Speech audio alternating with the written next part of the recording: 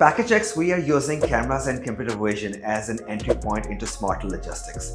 Think about the opportunities. We have got cameras on smartphones and tablets. We have got cameras on conveyor belts.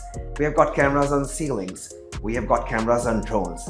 We have got cameras coming as body cam, and we have got cameras coming into wearables. So we are so very excited about the opportunity with vision and cameras. So think about these endless opportunities what a camera device can do wherever they are. It can read barcodes, it can do multi-barcodes, it can read QR codes, it can read any possible text on any logistics document. It can count items, it can detect damages. Anything that I can do, they can do it better than humans. So imagine all these possibilities within a warehouse setting. You've got smartphones, you're automating all those operations that are taking place from receiving all the way to dispatch. You have drones that are flying around at night and counting inventory for you, doing those cycle counts and audits. And wearables, they're gonna make you, as they come to life, they're gonna make us all hands-free. So we are so very excited about this opportunity with AI, vision, cameras, and logistics.